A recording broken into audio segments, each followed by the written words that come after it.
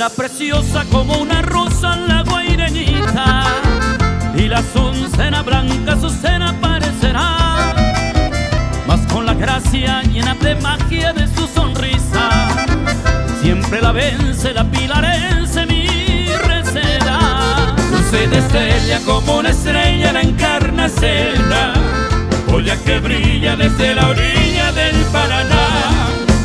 Es primorosa cual mariposa la Concepcena, pero más dulce gana y seduce la de Pilar. Mi alma sueña con la luqueña maravillosa, y está en Pinasco el jazmín del Chaco mi adoración. pero por siempre la pilarense más deliciosa tiene ganado sitio sagrado en mi corazón. Paraguay querido, oh.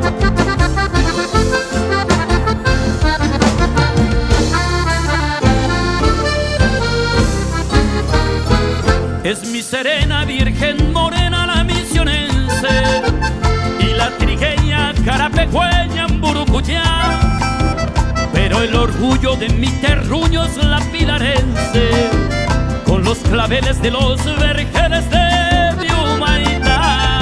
Casa Peña será la dueña de un raro hechizo, nuestra lozana la área cercana Paraguarí, pero parece la pilarense que Dios la hizo para que fuera nuestra primera flor guaraní. Y si engalana la villetana sobre ese huerto, porque natura le dio hermosura de Amambay.